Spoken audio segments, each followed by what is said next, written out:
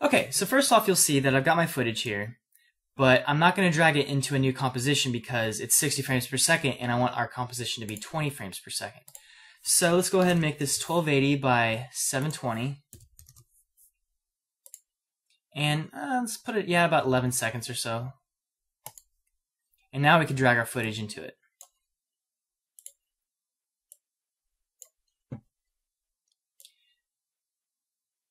So first off, let's get it to about right. Well, first off, we'll duplicate it. And then let's go just before I throw it. So at about right here or so. I will hit Alt right bracket, or you can, just drag it if you want from the end. And then I'll drag the other side from the other one to there. So now we have two separate videos, but, on screen it looks the exact same. So from right here, we'll right click on the bottom footage and go to time stretch. And because I filmed it at 60 frames per second, and this is a 24 frame per second composition, I could stretch it out to 2.5 times its original length. Because if you divide 60 by 24, you get 2.5. So let's put 250%, and it'll stretch outwards. What makes this cool is that you have real time here, and then as soon as it hits right here, it goes into what is essentially a sort of slow motion. It's not super slow, but it's slower than real time. 2.5 times slower. Alright, and now that we've got this, we want to stabilize this footage. It's still a little shaky even though I slowed it down. So let's go ahead to stabilize motion, and let's see if we could fit this somewhere, find a decent spot to stabilize. Maybe, I don't know, right here. Let's choose there. Why not? And then we'll go ahead and analyze forward. And it seemed to stick alright. Cool. Edit target. Yup. Alright, so apply. Apply to X and Y, yes. Okay. So now you'll see right away, it's pretty stable, but we've got this issue of, these black boxes flying everywhere. We can go ahead and, if we close out this and hit P on the keyboard, we can bring up the position, and let's keyframe it right here at the beginning. So that, it matches up nicely with this. And we'll just kind of go through and all the big parts, just stick it back to normal, right here. Just drag it back to the original. I know this kind of undoes the stabilizing that you just did, but the stabilizing helped to take out all the extreme, extreme shakiness out of it. And this is just to, save the majority of your footage if you can. So we'll go through and just kind of restore position on some of this. The magnitude and how much is up to you. But that's generally, that's pretty good. A couple spots here that, for the most part, this is good enough. Quite a bit right there. Because now what we're going to do is we're going to go over to our Effects and Presets panel and type in Motion Tile. And this will fill in the corners. If I can drag it. I apologize firsthand if there's stuff like this. My mouse is dying on me, so it doesn't click and drag things like I would want it to. Anyway, back to the point. I will fix that soon. So for Motion Tile, we're going to mirror the edges and then extend the height and then extend the width. That's probably overkill, but say 130 and 130. And now, as you can see, the edges are filled in. If you do look closely on some of them, you'll see, like, right here, artifacts from this, but especially if we add in a aspect ratio at the end, a lot of that will be disguised. It'll just be the sides, but for the most part, your eyes are going to be diverted to where the FireBall is. You're not going to notice it. Okay, now that we've got all that, we can go ahead and let's trim this up. Let's go ahead and name this project. Let's call it Source Footage. And we'll drag the source footage into a new composition. And let's call this Final Composite. Alrighty. Now we need to track footage. Let's go from about right here.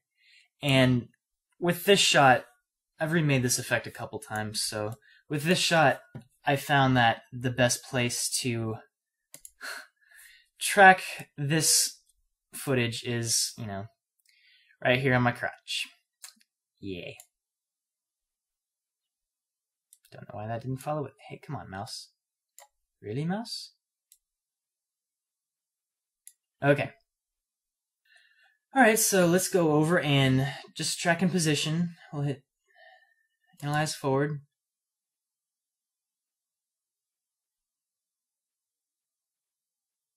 Oh, that's not what we wanted. Oh well. Right there. Perhaps over a little bit, and then Analyze Forward, see if it jumps around.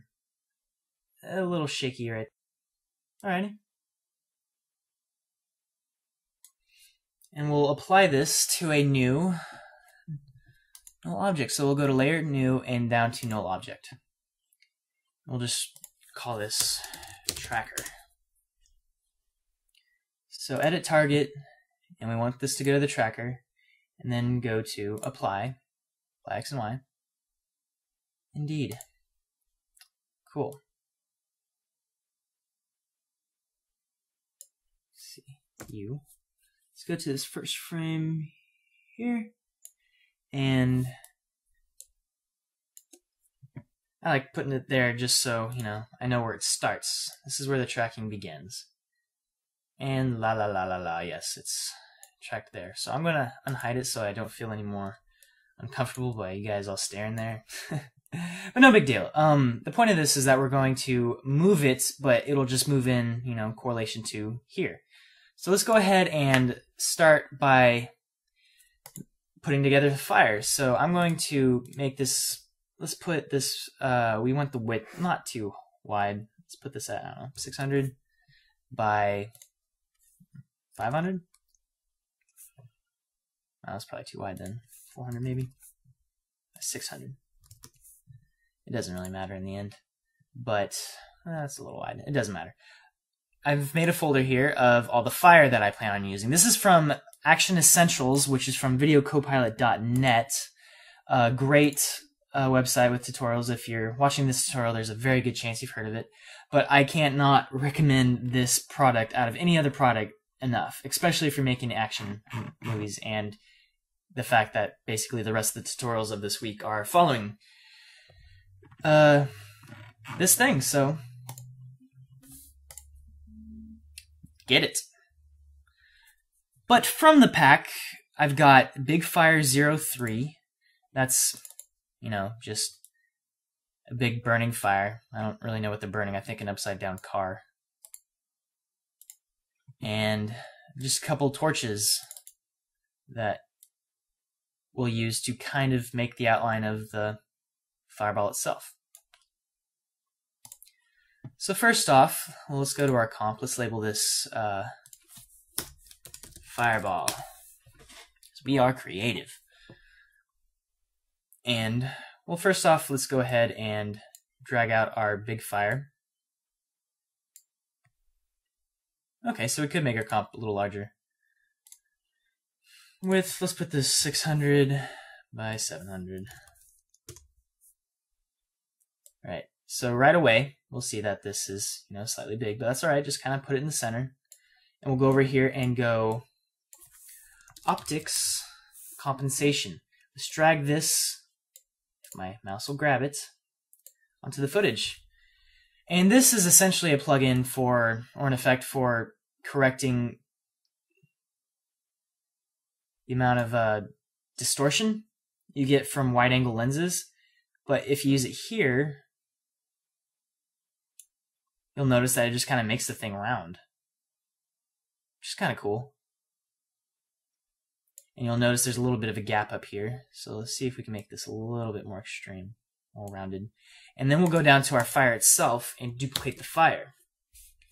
And since it seems that the center point is right in the middle of the fire itself, we don't have to worry about moving that. The anchor point, I should say. Hold down W to bring up the rotation tool, and then just drag the top one until it's opposite. And I'll show you what this looks like. Kind of looks like an orb. I think it does, and I think it looks pretty cool. I think maybe this top piece can be dragged down a little. Okay. But for now, we've got the basics of our FireBall. But we need to make the edges more, concrete. So let's go ahead and make a new solid by hitting Control Y, or going up to Layer, New, Solid.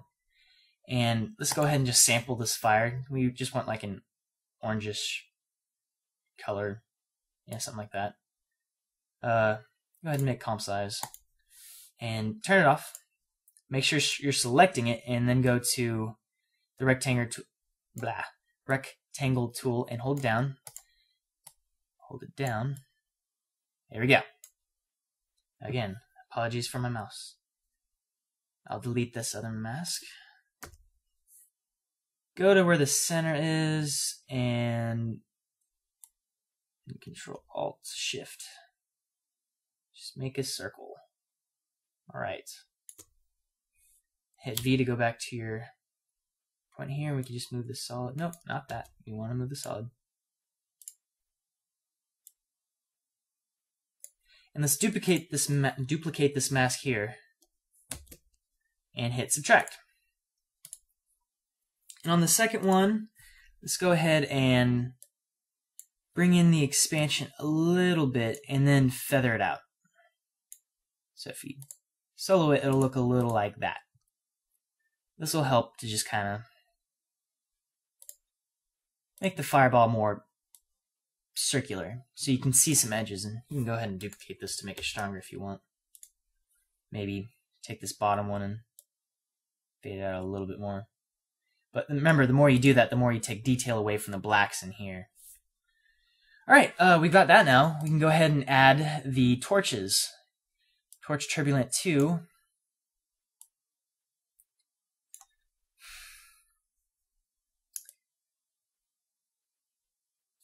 Can probably scale it down a little bit.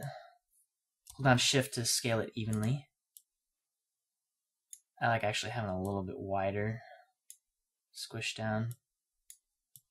Let's put this up top. And you can see the beginnings of our effect. And then we'll take Torch Turbulent 3. Same spot. Maybe scale that down as well. And crush it. But we also want to rotate it, so hold down the W key to bring up the rotation. And then flip it 180 degrees. Hold down Shift to get it even. And then bring it down here to the bottom. Actually, I want it a little larger than that. Or I'll just do it by hand. Sweet. So now we've got that. This bottom here is looking a little bit too orange for me, but we could change that in a bit. So let's go back to our final composite. We can go ahead and close out of our source footage. And let's go up to our FireBall and drag it onto our comp. And there we go, bam. And we hit, bring up the transform. Come on. Bring it up to add. It's essentially what it will look like. Alright, so let's bring the scale down a little.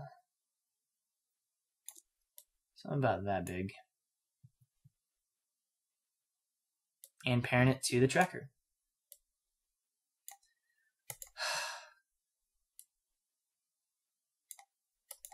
So now, if we go and actually look at our footage, it's tracked into place. For the most part. It moves when the footage jerks around, but we still need to kind of position it ourselves. So we'll go to the FireBall, bring up P on the keyboard, and for the first frame, go ahead and hit keyframe and move it into place. Get it about center here.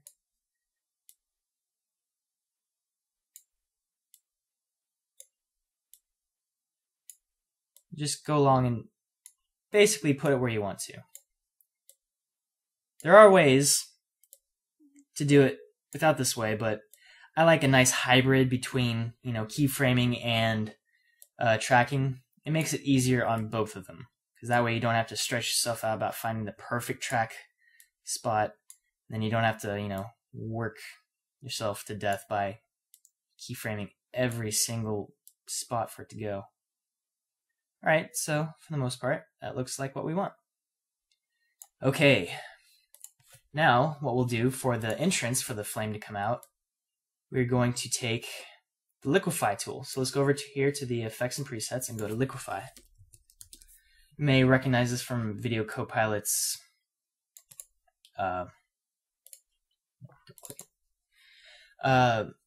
demon face tutorial. Same thing, but we're going to do it on making this entrance.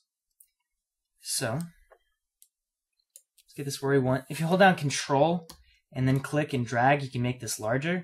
So let's go ahead and select the warp that makes it twist. And let's go to the options and make the brush pressure up to like about 100%. That way you don't have to wait forever. And just hit it in the middle. It's important not to move it. Let's go ahead and make it a little smaller now. Because if you move it all over the place, you get weird stuff. Control Z to undo all that. Okay, Control Shift Z to redo it. Alright, and the next effect is the shrink one. Let's go ahead and shrink it a little like that. And grow it out more. And shrink it. Probably do it good with more twisted. Oh, see, that's what I meant.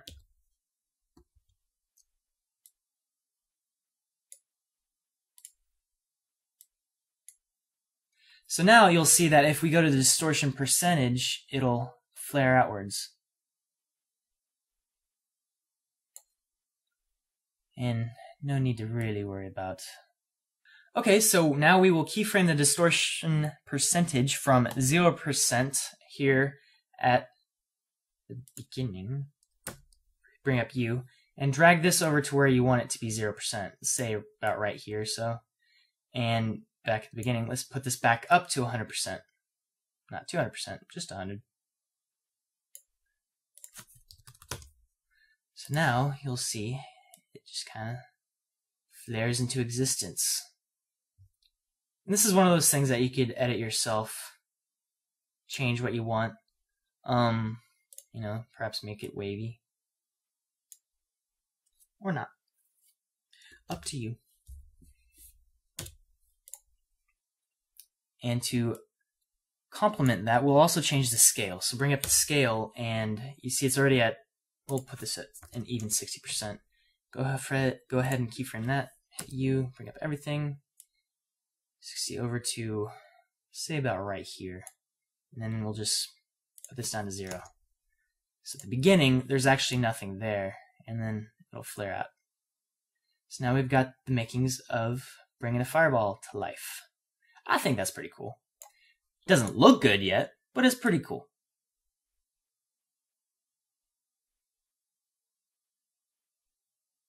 Alright. Because now we gotta, change all the lighting. So right now, you can't have fire with no light.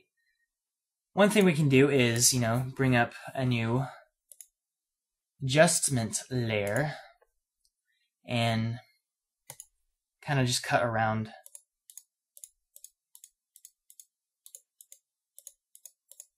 your actor. Let's go ahead and add a curves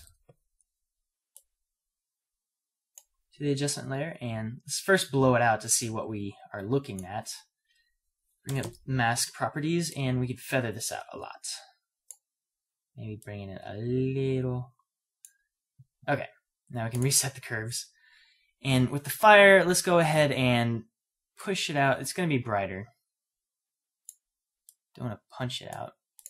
Go down to the blue. Let's drop that a little. Down to the green. Drop that a little. Go to the red.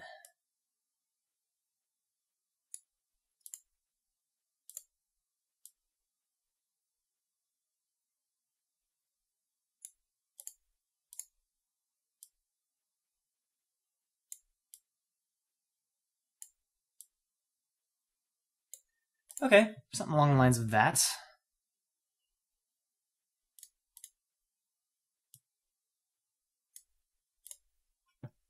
Put that underneath the FireBall if my mouse will stop double-clicking everything.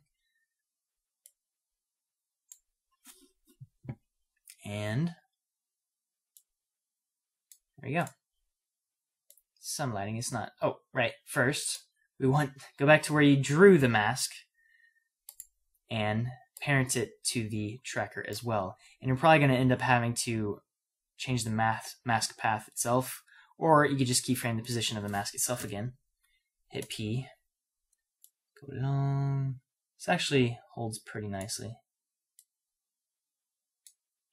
but it gets grossly wrong size there for a bit. And it's not the right color right now, but I have a trick that will make this kind of unneeded. I want to first keyframe the opacity, obviously. Hit T on the keyboard to bring up opacity, keyframe this, go to the beginning, and then take this to 0. So it comes out with the FireBall itself. Alright, here's the cool part. We're going to take the FireBall and duplicate it. And then we're going to go to the size and make it huge. And if you want to move it at all, like, you can't just move it. You'll move only the one keyframe. Say it's in the wrong spot. I want this to be more up here. If you hit P on the keyboard and select all of your keyframes, make sure you're already on a keyframe itself. I'm just going to go to this one, and then I'm going to move it, because then it moves all your keyframes at once.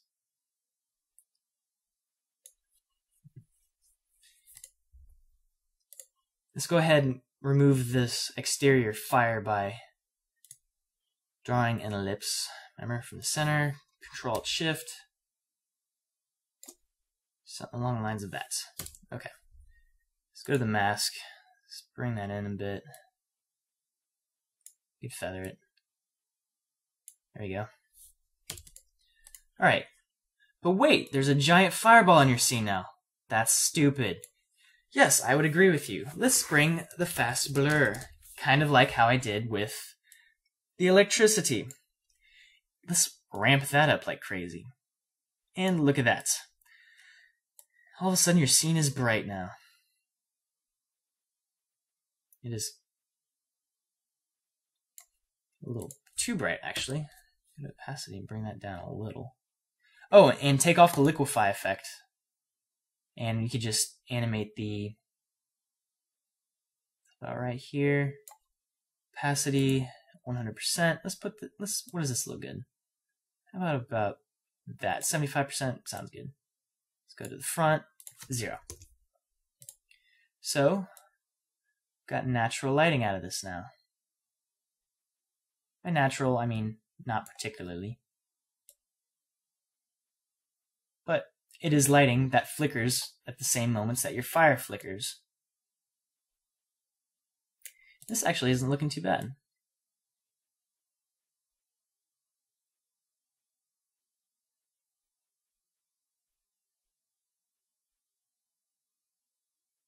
A little off time, maybe.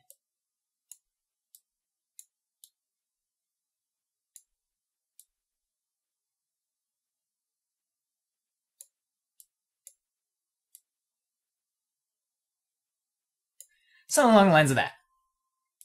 And we don't want it too blown out. So one thing that you can do is actually duplicate. Let's go ahead and put this as a fire light. Name that. That'll be important. You don't want to mix these up at all. Duplicate the original FireBall. And then from this top one, go to, actually no. Put the one FireBall above the firelight, and then on the firelight itself, under the track map option, go to alpha inverted matte. So right away, if we solo this, you'll see that, you know, it's essentially the fire without the original fireball itself, and because we duplicated it, we have fire there. That's if the lighting itself is just blowing out the fire, making you lose all the detail. That's just one way to kind of insert some detail back in and still adding some brightness back into it. Let's see if we didn't do that.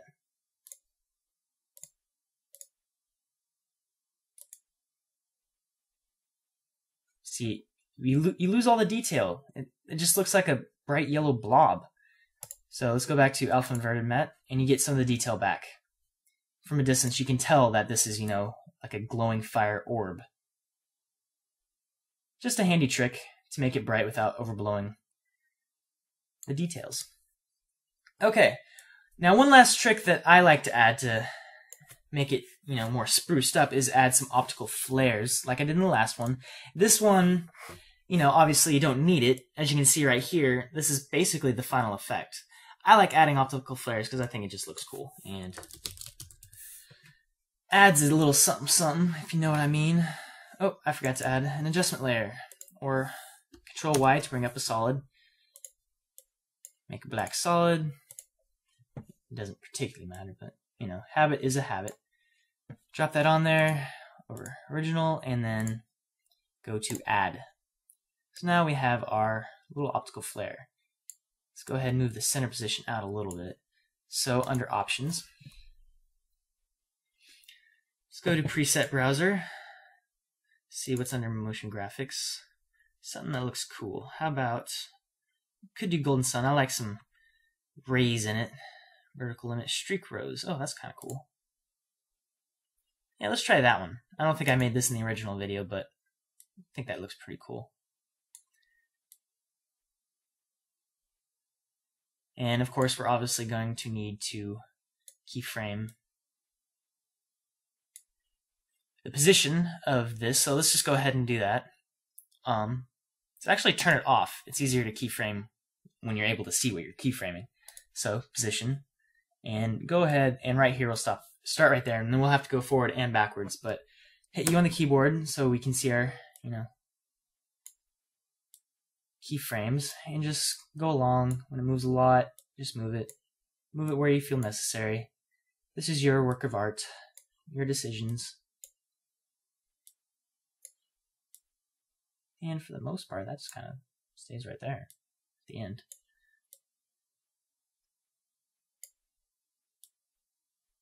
And even if there's not too much movement, it helps to add a keyframe. That way when there is movement, you don't have it, you know, moving over that whole time frame. You only move it when it needs to move.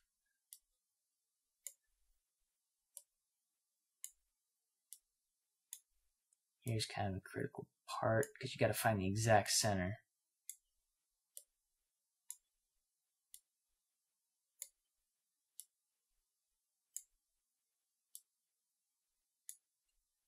Alrighty. So also we will animate. Let's put the brightness down to, like, say 70, and then we're going to animate the scale. So hit U on the keyboard again to bring up everything, and right about where it's maximum, right here or so, we'll put our keyframe there. And then if you just go back to right before it starts, put the scale to 0.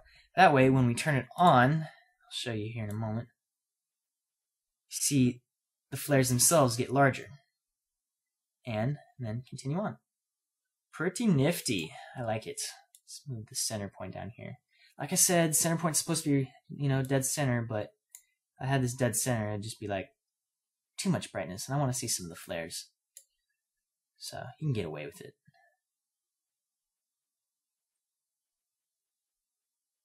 Okay, I guess I'll add one last thing in here, something to, you know, make it a little cooler. Go back to the source footage. This is something I like to do, just kind of spice it up, add some energy. This here, we're going to animate its size. So let's go ahead and go to scale and put this up to like 150%. And, well, first off, let's keyframe this at 100% right here. And hold down Shift and P, and then the position right there, and go back to as we start right about here or so. Put this at 150% and just kind of move it into place. And one more thing is I like to put a sharpen filter on, so Control Alt Y to bring up an adjustment layer. Go to sharpen from the effects and presets.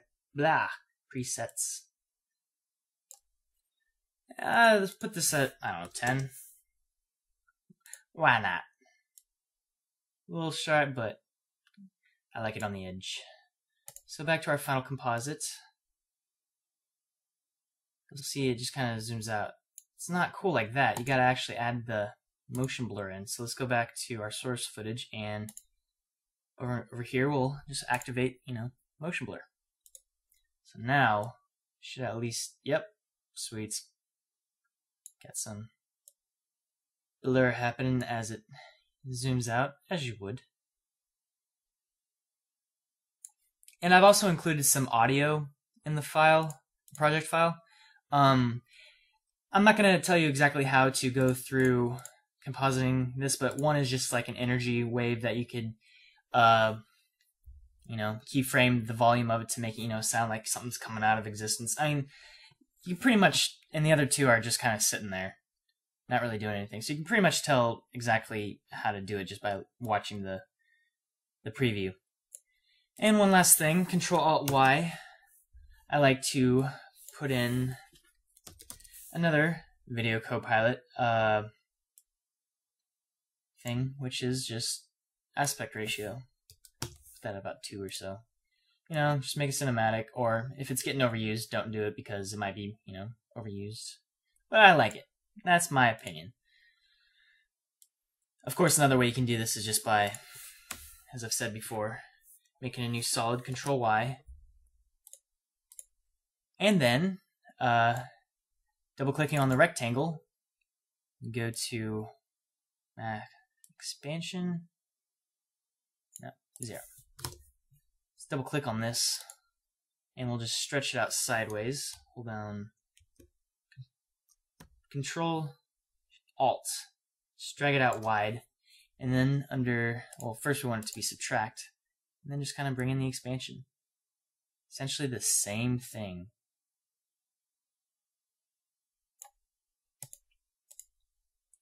Cool. Alright, well, I hope you enjoyed this. This was another tutorial from Ren Weichman on aetutsplus.com. Come back again for the next 2 days of effects, where I'll go over the very next shot in the sequence, which is the flamethrower, which I think I actually like quite a bit better than this one, just because it has so much, epicness in it. And then the one after that, which is just tunneling through the ground, which isn't cool as much as it is just kind of useful. So, I'll see you then. Have a good day. Later.